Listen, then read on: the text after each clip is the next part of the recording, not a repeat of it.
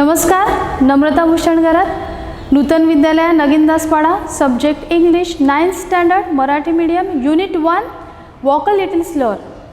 Your heartiest welcome students for 2020-21 9th standard batch. So today I am going to teach you the 9th standard English first poem, Walk a Little Slower. But before we start the poem, let us see the small introduction about our textbook. So this is your 9th standard English textbook. See, on the cover page the picture of the books and the two students, they are reading the books, they are having the wings. What is the meaning of this cover page? See the books. Books are the symbols of knowledge. पुस्तकं हे कशाचं प्रतीक असतात? ज्ञानाचं. And when we get the knowledge, that time we develop so many skills among ourselves. जेव्हा आपल्याला ज्ञान मिळते तेव्हा आपल्यातील बरीचशी कौशल्य आपण काय करतो? विकसित करतो. And see the wings. These two students, they are having the wings. आता ही दोन पंख जे आहेत, हे पंख कसले आहेत? These are the wings of imagination. These are the wings of progress. ज्ञान मिळाल्यामुळे आपली प्रगती होते, आपल्याला कल्पना विस्ताराची शक्ती मिळते. तर हे पंख हे त्याचे प्रतीक आहेत. So it was all about your first page, the cover page of your 9th standard English textbook. And see the name of your textbook, My English Course Book Standard 9th. Okay. Now see the index. All together there are 4 units. And in each unit you are having the 2 poems and 3 lessons. प्रत्येक युनिटमध्ये तुम्हाला 2 कविता आणि 3 धडे आहेत. Okay. So let us start our first poem, Walk a Little Slower, on page number 2. But before start the poem, let us see some chit chat questions. Chit chat प्रश्न गेल्या वर्षी पण तुम्हाला होते 8वीला. तुम्हाला सगळ्यांना माहितीच असेल, कवितेच्या आधी, पाठाच्या आधी ते दिलेले असतात. Look at the chit chat questions. Are you a talkative person? तुम्ही बोलके व्यक्ती आहेत का? Do you like to share your thoughts? तुम्हाला तुमचे विचार दुसऱ्यांसोबत शेअर करायला आवडतील का? What would you like to do after 10? 10वी नंतर तुम्ही काय करणार? See all this questions, these are the general questions which we speaks in day to day language. हे सर्व प्रश्न आपण दैनंदिन जीवनामध्ये रोजच म्हणत असतो. And all the answers for this questions are acceptable. या प्रश्नांची कोणतीही उत्तरं काय असतात? ॲक्सेप्टेबल असतात. Now will see the another activity of chit chat question. See, I would like to talk to my mother about swimming lessons. I would like to talk to my mother. मला माझ्या आईशी कशाबद्दल बोलायला आवडेल? Swimming lessons. And there are other examples given on this page. I would like to talk to my father about study. So easily you can write the answer of these questions. Now see the another question. I would like to learn to dash dash from my best friend. मला माझ्या मित्राकडून computer शिकायला आवडेल. Then see the third question. I hesitate to talk to my dash dash about my favorite movies. Hesitate means what? संकोच वाटणे. मला संकोच वाटतो कुणाशी? Parents about my favourite movies. मला माझ्या आवडत्या सिनेमाबद्दल आईवडिलांशी बोलताना काय करतो? संकोच वाटतो. So these are the general sentences which we use in day to day language. So from this chit chat activity you can easily learn the day to day speaking. तुम्ही या चिट चॅट ॲक्टिव्हिटीमधून दैनंदिन जीवनामध्ये आपण जी वाक्य बोलतो, मला हे शिकायला आवडेल, मला त्याच्याशी ते बोलायला आवडेल, हे तुम्ही सहज या चिटचॅट ॲक्टिव्हिटीमध्ये असणाऱ्या प्रश्नांमधून शिकू शकता. Okay, now will start the poem walk a little slower. The author is unknown. Unknown म्हणजे अपरिचित, माहिती नाही. या कवितेचे कवी कोण हे माहिती नाही आहे. So will read the stanza first. Walk a little slower daddy, said a little child so small. I am following in your footsteps and I don't want to fall. प्रत्येक लहान मूल मोठ्यांचं अनुकरण करत असतं.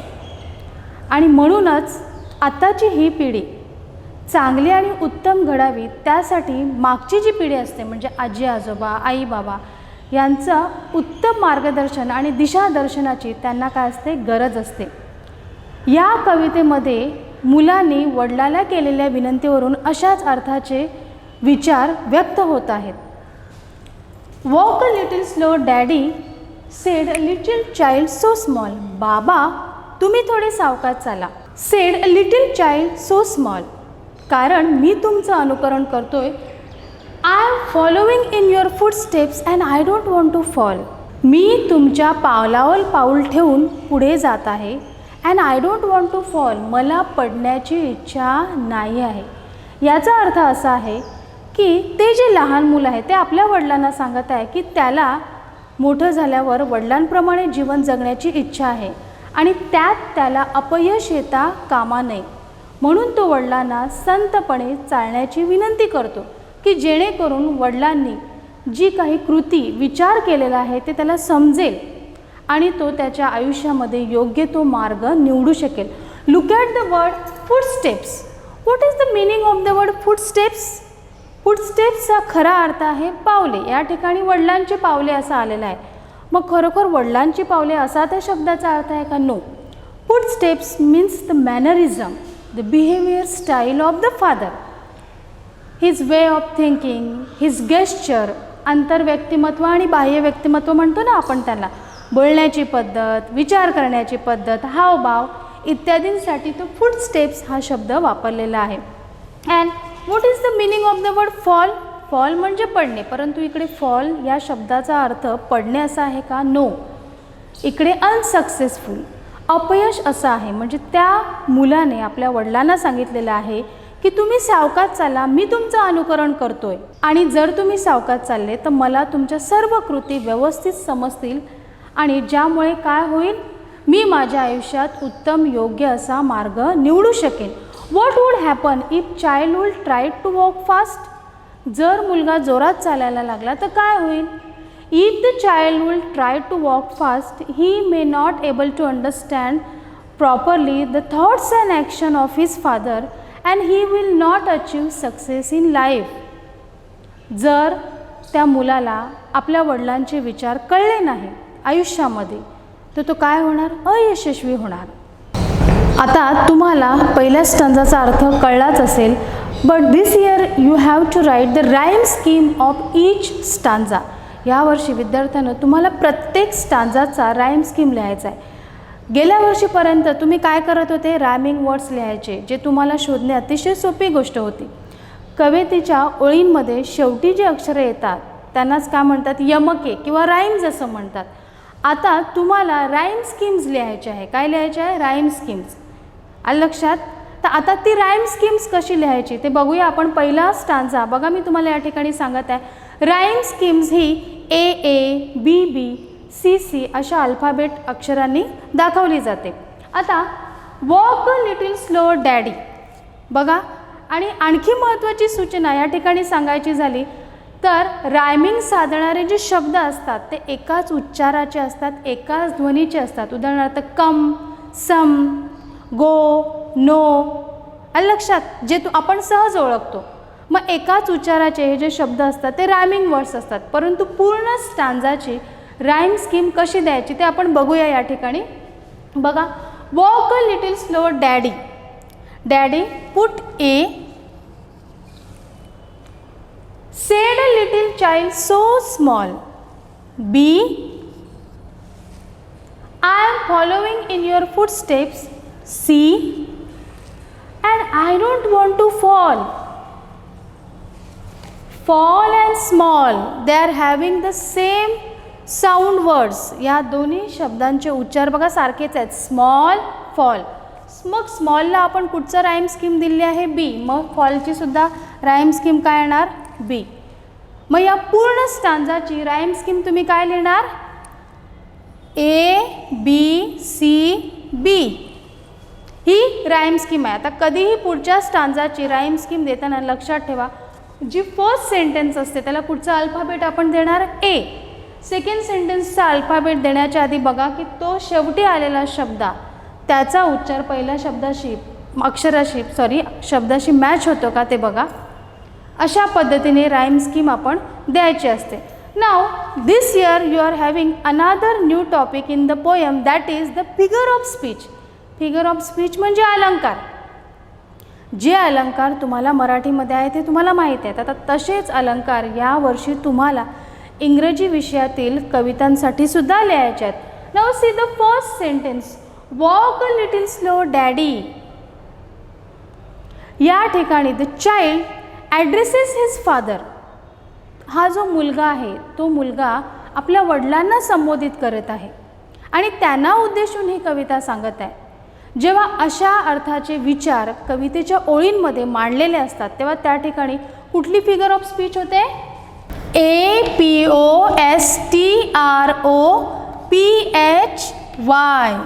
ॲपॉस्ट्रॉफी. जेव्हा एखाद्या व्यक्तीला संबोधित केलेले असते, the child is addresses to father and the things is absent, abstract idea. त्यावेळेस ती व्यक्ती त्या ठिकाणी नसते. अशा वेळेस कुठचा अलंकार होतो? Apostrophe. Students please be very correct while writing the spellings of the figure of speech. Figure of speech लिहिताना कुठल्याही प्रकारची स्पेलिंग मिस्टेक्स करायची नाही. APOSTROPHY apostrophe. आणि कशा काय तुम्ही तो अलंकार ओळखणार? जेव्हा एखाद्या व्यक्तीला संबोधित केलेली असते आणि त्यावेळेस ती व्यक्ती त्या ठिकाणी उपस्थित नसते. ओ मून, ओ गॉड अशा वाक्यपंक्तींमध्ये कुठचा अलंकार होतो? Apostrophe. See the second sentence, said a little child so small. बघा बरं, in this sentence the letter SSS has repeated 3 times. स स स हे अक्षर किती वेळा आलेलं आहे? 3 वेळा. So in this sentence alliteration, ALLITERATION,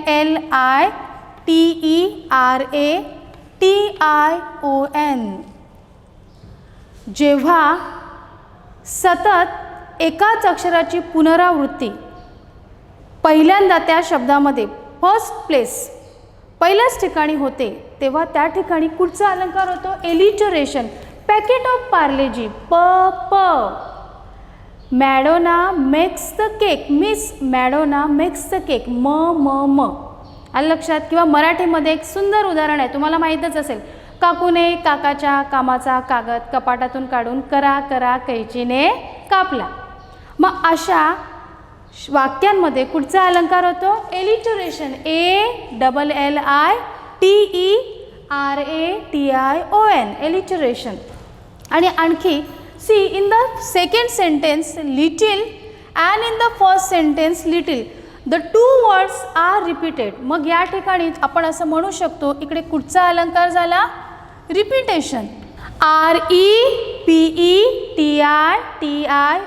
repetition म्हणजे पुनरावृत्ती. तर अशा पद्धतीचे 3 अलंकार या ठिकाणी मी तुम्हाला सांगितले की कसे ओळखायचे. एलिटरेशन म्हणजेच काय? तेच अक्षर पुन्हा पुन्हा रिपीट होते आणि शब्दामध्ये पहिल्याच ठिकाणी ते असते. त्यानंतर ॲपॉस्ट्रॉफी, कुणाला तरी संबोधित केलेली असते. The child is addresses his father. Okay. And repetition ह्या 2 शब्दांची काय झालेली आहे? पुनरावृत्ती झाली आहे. So what is the rhyme scheme of this first stanza? ABCB. And what are the figure of speech are the mention in the first stanza? Apostrophe, alliteration and repetition. As we saw the explanation of the first stanza, we'll see the questions on the first stanza. What would happen if the child tried to walk fast and why? If the child tried to walk fast, he or she will not be able to properly understand the actions etc. of his or her father and will fail to achieve success in life. Next, the dash dash is talking to its dash dash. काय येणार बरं उत्तर? कोण कोणाशी बोलत आहे? Yes, the child is talking to his father. So, okay. See the next questions on the first stanza. What do the footsteps of the father refer to? ज्या पद्धतीने मी तुम्हाला सांगितलं होतं की फुटस्टेप्स म्हणजे वडिलांची पावले हा शब्द कशासाठी सांगितलेला आहे. The footsteps of the father means the father mannerism, त्यांचं वागणं, इंडिव्हिज्युअल गेस्चर, त्यांचे हावभाव, way of speaking and behaving, त्यांची वागण्याची पद्धत, बोलण्याची पद्धत, his actions and all other characteristics. Characteristics म्हणजेच वैशिष्ट्ये, त्यांची आणखी दुसरी वैशिष्ट्ये, that makes person successful in life. अशी वैशिष्ट्ये, असे त्यांचे चांगले गुण ज्यामुळे माणसाला आयुष्यामध्ये काय मिळणार, यश मिळणार. Okay. So the child addresses his father, the importance of the father as a role model. वडिलांचं त्याच्या आयुष्यामध्ये आदर्श व्यक्ती म्हणून काय महत्त्व आहे हे त्या ठिकाणी त्यांनी स्टांजाच्या सुरुवातीलाच व्यक्त केलेले आहे. Now we'll see the second stanza of this poem. Sometimes your footsteps are very fast, sometimes they are hard to see. So walk a little slow, Daddy, for you are leading me. या स्टांजाचा अर्थ असा आहे की बाबा, काही वेळेस तुम्ही फार वेगाने पुढे जाता. Sometimes your steps are very fast, sometimes they are hard to see. आणि काही वेळेस तुमची पावले दिशेनाशी होतात. याचाच अर्थ असा आहे की काही वेळेस मुलाला वडिलांच्या कृती, वर्तन समजणे कठीण होते. मग अशा वेळेस तो आपल्या वडिलांना काय विनंती करतो की आपल्या वडिलांनी आपल्याला त्यांचे विचार, त्यांच्या कृती समजावून सांगायला हवे आणि त्याचबरोबर सांभाळून आपल्या मुलाला त्यांच्यासोबत घेऊन जावे. So walk a little slow daddy, for you are leading me. Leading म्हणजेच काय, मार्गदर्शन करणे.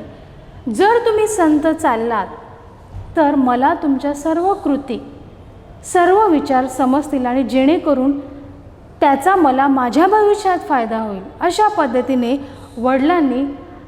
मुलाने आपल्या वडिलांना व्यवस्थितपणे पावले टाकण्यास सांगितलेलं आहे.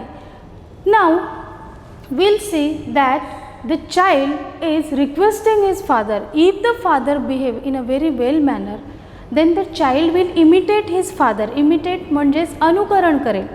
इमिटेशन म्हणजे अनुकरण करणे. आणि जर वडील योग्य वागले तर त्यांचा अनुकरण करून त्यांचा मुलगासुद्धा काय होणार, योग्यच वागणार. अंडरस्टँड.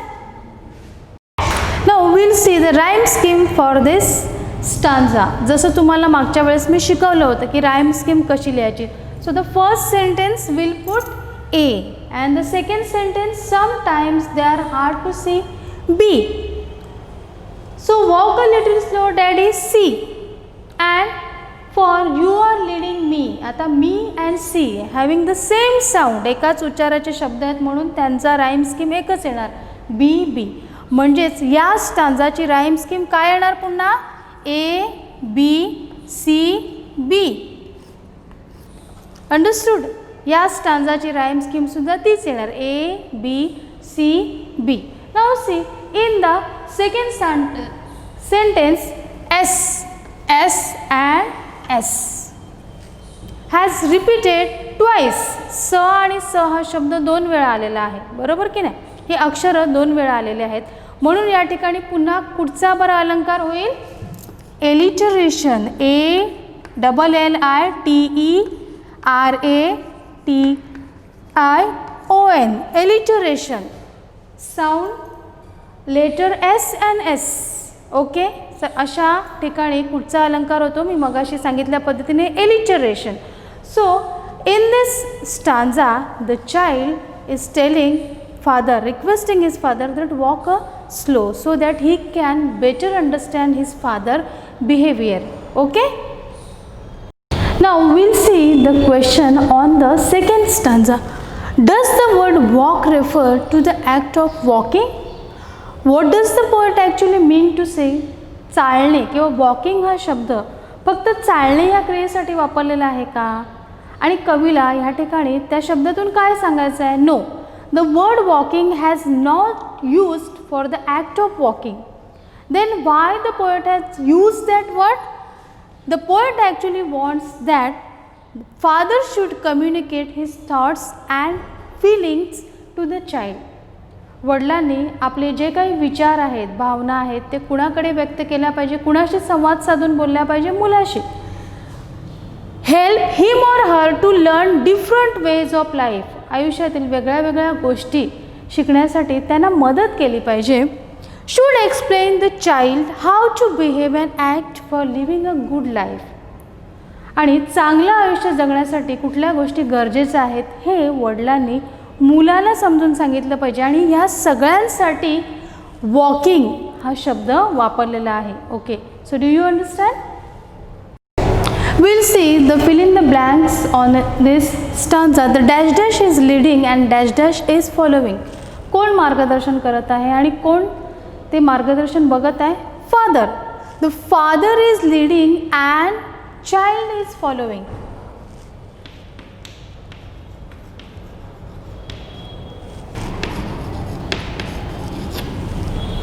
तर अशा पद्धतीने सेकंड स्टांजामध्ये मुलाने आपल्या वडिलांना संत चालण्याची विनंती केलेली आहे की जेणेकरून वडिलांच्या ज्या काही कृती आहेत, विचार आहेत, त्यांची जी काही निर्णय घेण्याची क्षमता आहे ती त्या मुलाला समजू शकेल, कारण तो भावी पिढीचा नायक आहे.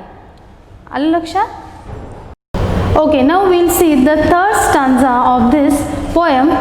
सम day when I am all grown up, you are what I want to be. Then I will have a little child who will want to follow me.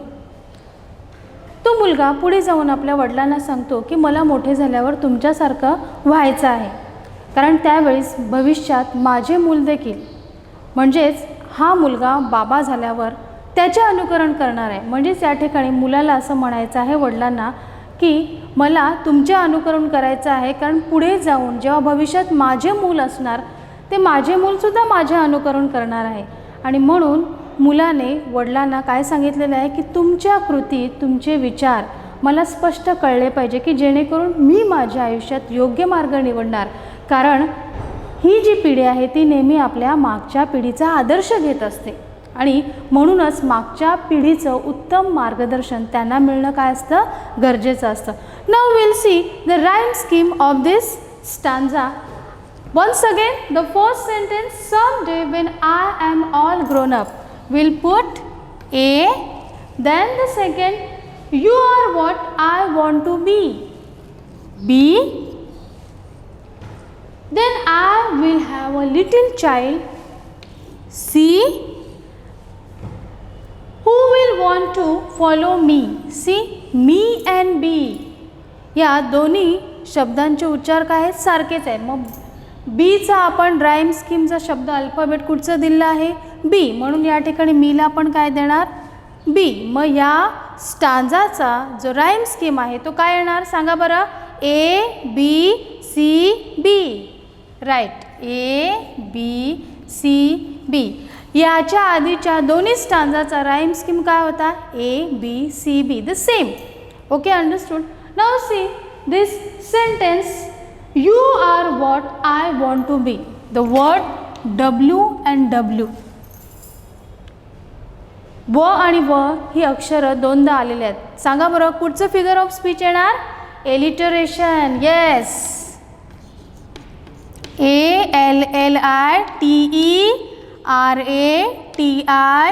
ALLITERATION. Alliteration is the figure of speech in this sentence. तर अशा या स्टांजामध्ये हा जो मुलगा आहे तो मुलगा आपल्या वडिलांना सांगत आहे की भविष्यात माझे मूल देखील माझे अनुकरण करणार आहे, त्यामुळे आता मला तुमचे योग्य मार्गदर्शन मिळणं गरजेचं आहे. The importance of the father as a role model. Okay, now will see the last and the fourth stanza of this poem. And I would want to lead just right and know that I was true. So walk a little slow, Daddy, for I must follow you. पाठीमागच्या 3 स्टांजामध्ये आपण बघितलं की मुलगा आपल्या वडिलांना विनंती करत आहे त्यांच्या कृती, त्यांचे विचार त्यांना त्या मुलाला योग्य पद्धतीने समजण्यासाठी. Now we'll see the meaning of this stanza. And I would want to lead just right. आणि म्हणून तो मुलगा आपल्या वडिलांना काय सांगतो की मी योग्य मार्ग निवडला पाहिजे. And know that I was true. मी सत्याचाच मार्ग स्वीकारला पाहिजे, खरा जो मार्ग आहे तो स्वीकारला पाहिजे. कारण so walk a little slow daddy. आणि म्हणून तो वडिलांना काय सांगतो, म्हणून तुम्ही संत चाला. कारण ते त्याचे कोण आहेत, दिशादर्शक आहेत. For I must follow you. तुम्ही माझे दिशादर्शक आहेत आणि तुम्ही दाखवलेली जी दिशा आहे ती योग्य रीतीने समजून मला माझं जीवन घडवून घ्यायचं आहे. त्यामुळे तुम्हीच माझे आदर्श आहेत आणि तुम्हाला बघत मी लहानाचा मोठा होणार आहे. आणि तुम्ही जे मला मार्गदर्शन करणार आहे ते मला माझ्या आयुष्यामध्ये अतिशय मोलाचं आहे. आणि ते जर मला योग्य पद्धतीने मिळालं तर मी सुद्धा उत्तम नागरिक घडणार आहे. अशा पद्धतीची विनंती तो आपल्या वडिलांना या कवितेमध्ये करत आहे. Now you tell me, who are your role models. तुमचे आदर्श व्यक्ती कोण आहेत? It can be anyone. Parents, actors, actresses, sports person, it can be anyone. But we should have role model in our life. आपल्या आयुष्यामध्ये आपल्या सगळ्यांपुढे कोणतरी आदर्श व्यक्ती असणं काय असते, गरजेचं असते. कारण त्याचा आदर्श आपण ठेवतो, त्याच्यासारखे बोलायचा प्रयत्न करतो, त्याच्यातले चांगले गुण घेण्याचा प्रयत्न करतो. So importance of the father as a role model has described in this poem. आपल्या आयुष्यामध्ये म्हणजे मुलाने त्याच्या आयुष्यामध्ये वडिलांचा आदर्श व्यक्ती म्हणून कसं स्थान आहे, किती स्थान आहे, हे त्यांनी वडिलांना केलेल्या विनंतीवरून आपल्याला समजते. Now can you tell me what are the good qualities of the parents? You can tell me. Yes, they are loving, they are caring, they always remains happy in good and bad conditions. So these are the qualities of the parents. As a role model we always see among them. Now let us see the rhyme scheme of this stanza. And I would want to lead just right. We'll put A, then and I know that I was true, B. So walk a little slow daddy, again C. For I must follow you. बघा, you आणि true हे दोन्ही एकाच उच्चाराचे, एकाच ध्वनीचे शब्द आहेत. म्हणून दोघांचा राईम स्कीम काय येणार आहे, एकच येणार आहे. म्हणजे या स्टांजाचा सुद्धा राईम स्कीम काय येणार आहे, A B C B.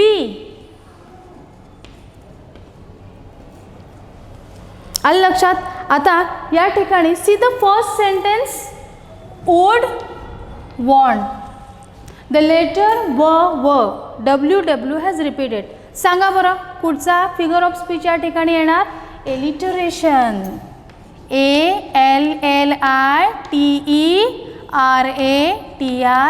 ALLITERATION, alliteration. तर अशा पद्धतीने तुमच्या इंग्रजी पाठ्यपुस्तकातील पहिलीच कविता आपण या ठिकाणी बघितलेली आहे. तिचा अर्थ तुम्हाला मी समजावून सांगितलेला आहे. यावर्षी तुम्हाला जो नवीन भाग आहे तो म्हणजेच कुठचा राईम स्कीम आणि त्याचबरोबर फिगर ऑफ स्पीच, कवितेत येणारे अलंकार हे तुम्हाला ओळखून त्या ठिकाणी लिहायचे. तर अशा पद्धतीने पहिल्या कवितेचा अभ्यास आपला पूर्ण झालेला आहे. हां, आता आपला अभ्यास जरी पूर्ण झालेला असला या कवितेवरचा तरी there are some few questions are remaining on this poem. Will see that what qualities of parents or elders would like to adopt. आई वडिलांमधले किंवा अशी मोठी माणसं असतील त्यातले कुठले गुण ॲडॉप्ट म्हणजे अंगीकारणे तुम्हाला तुमच्यामध्ये आणायला आवडतील. हार्डवर्क, मेहनतीपणा, कष्टाळूपणा, हॉनेस्टी, प्रामाणिकपणा, remain happy in good or bad condition. कुठल्याही परिस्थितीमध्ये चांगली किंवा वाईट परिस्थिती असू दे त्याच्यामध्ये काय राहणं, आनंदी राहणं. त्यानंतर लविंग, केअरिंग, प्रेमळ, काळजी घेणारे, त्याचबरोबर काइंडनेस, दयाळू. Then the dash dash does not wish to fall while following its dash dash. Who does not wish to fall, कुणाला पडायचं नाही आहे. The child does not wish to fall while following its father. Then some day the dash dash will become a dash dash. सांगा बरं, एक दिवशी some day the dash dash will become a dash dash. एके दिवशी मुलगा कोण होणार आहे, बाबा होणार आहे. So look at the answer of this, fill in the blanks. The child does not wish to fall while following its father. Someday the child will become a father. Okay, so all the questions and fill in the blanks we almost have covered which are given in your textbook. तर अशा पद्धतीने आपली पहिली कविता आपण पूर्णपणे cover केलेली आहे. After studying the poem this year you have the new topic appreciation of the poem. विद्यार्थ्यांनो, यावर्षी तुम्ही 9वीला आलेले आहेत, त्यामुळे तुम्हाला बरेचसे असे वेगळ्या वेगळ्या गोष्टी तुमच्या पाठ्यपुस्तकात आणि तुमच्या प्रश्नपत्रिकेमध्ये तुम्हाला विचारल्या जाणार आहेत ज्या आधी नव्हत्या. For example, appreciation of the poem कवितेवर आधारित हा प्रश्न असणार आहे. क्वेश्चन नंबर 3B, प्रश्न क्रमांक 3 मध्ये बी जो असणार आहे तो ॲप्रिसिएशन ऑफ द पोएम, कवितेचे रसग्रहण करा. आता हाच प्रश्न तुम्हाला मराठीमध्ये पण आहे, तेव्हा तिकडे पण तुम्हाला लिहायचा आहे, आणि हाच प्रश्न आता तुम्हाला इथे इंग्रजीमध्ये पण आहे. रसग्रहण म्हणजेच काय? ॲप्रिसिएशन ज्याला आपण म्हणतो, ॲप्रिसिएशन म्हणजे रसग्रहण. कवितेची रचना, आशय, विषय, कवितेचे भाषे सौंदर्य, भाषिक अलंकार इत्यादी वैशिष्ट्ये ओळखून त्यातील उत्तम घटकांचा आनंद घेणे, त्याचबरोबर त्यामधील त्या कवितेमध्ये भावलेले कुठल्या पंक्ती, तुम्हाला कुठल्या पंक्ती जास्त आवडल्या, त्याचा प्रभाव तुमच्यावर कसा पडला, किंवा कुठल्या गोष्टी आवडल्या नाहीत, असा एकंदरीत अभ्यास करणे म्हणजेच काय म्हणतात त्याला रसग्रहण. And in English we called it as a appreciation of the poem. And the question carries 5 marks. या प्रश्नाला किती मार्क्स असतात? 5 marks. Will see the distribution of the marks. आता हे 5 मार्क्स कशा पद्धतीने विभागलेले आहेत ते आपण बघणार आहोत. See the points of the appreciation of the poem. कवितेचे ॲप्रिसिएशन लिहिण्यासाठी हे काही मुद्दे आहेत. First is the title. कवितेचं नाव त्या ठिकाणी तुम्ही लिहायचं आहे. It carries the half mark. बरोबर, त्याला किती मार्क्स आहे? अर्धा. पोएट और पोएटिस, कवी किंवा कवयित्रीचे नाव. It also carries the half mark. Again the third point, rhyme scheme. Rhyme scheme जी तुम्हाला मी शिकवली, इट कॅरीज द 1 मार्क. आता जी कविता आपण शिकलो त्या कवितेतील सर्व स्टांजाची राईम स्कीम काय आहे? सारखीच आहे. मग तुम्ही सगळ्यांची मिळून ABCB लिहिली तरी चालेल. मात्र काही कवितांमध्ये प्रत्येक स्टांजाची राईम स्कीम ही काय असते? वेगळी वेगळी असते. मग अशा वेळेस ती लक्षात ठेवून तुम्हाला लिहावी लागेल. Now the next point is figure of speech. Figure of speech हा सुद्धा नवीन प्रकार आहे यावर्षी तुम्हाला, जो मी तुम्हाला शिकवला की एलिटरेशन म्हणजेच काय, ॲपॉस्ट्रॉफी म्हणजेच काय, रिपिटेशन म्हणजेच काय. आणखी जसजशा कविता तुम्हाला शिकवल्या जातील त्यामध्ये येणारे एक एक फिगर ऑफ स्पीच तुम्हाला ते शिक्षक समजावून सांगतीलच.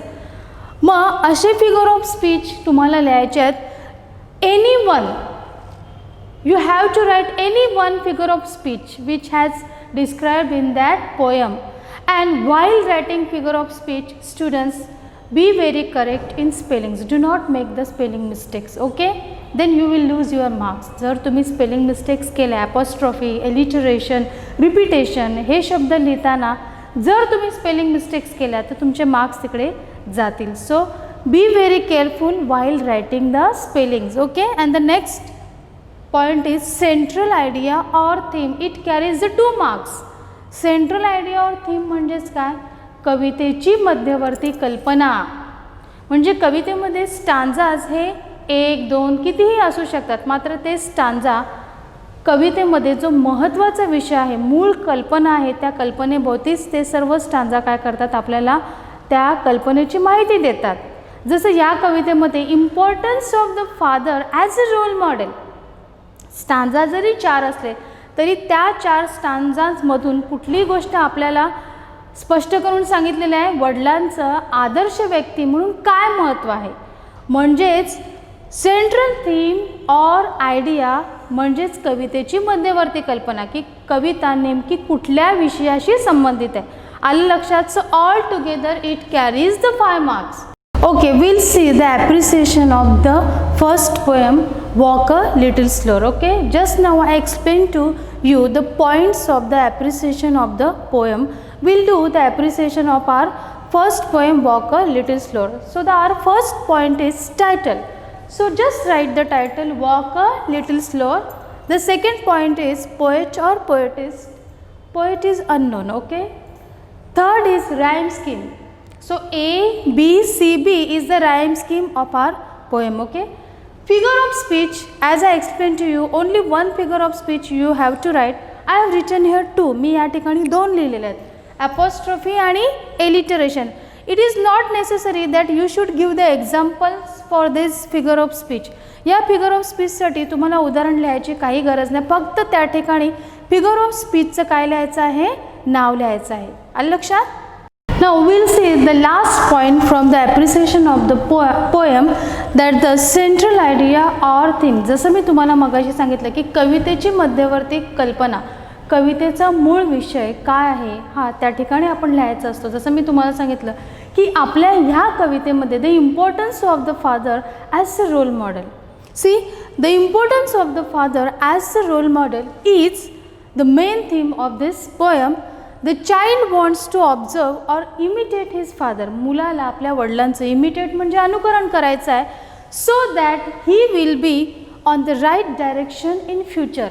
आणि भविष्यात तो योग्य मार्गाने पुढे जाण्यासाठी तो आपल्या वडिलांचं काय करत आहे? अनुकरण करत आहे. तर अशा पद्धतीने रसग्रहण करण्यासाठी हे 5 मुद्दे तुम्ही परीक्षेमध्ये लिहायचे आहेत, ज्याला 5 मार्क्स आहेत. And which is very easy topic. Okay, and which is very scoring also, जो तुम्हाला भरपूर मार्क्स मिळवून देणारा असा हा प्रश्न आहे. तर अशा पद्धतीने आजच्या या ठिकाणी आपण तुमची पहिली कविता, तुमच्या इंग्रजी पाठ्यपुस्तकातील पहिली कविता वॉक अ लिटल स्लोअर बघितलेले आहे. त्यावरचे प्रश्न उत्तरं आपण बघितलेले आहेत. त्याचा स्पष्टीकरण तुम्हाला या ठिकाणी मी दिलेलं आहे. आणि त्याच्यानंतर यावर्षी नवीन असलेला भाग ॲप्रिसिएशन ऑफ द पोएम हे पण तुम्हाला मी समजावून सांगितलेलं आहे. तर अशा पद्धतीने आपली ही पहिली कविता या ठिकाणी आपण संपत आहोत.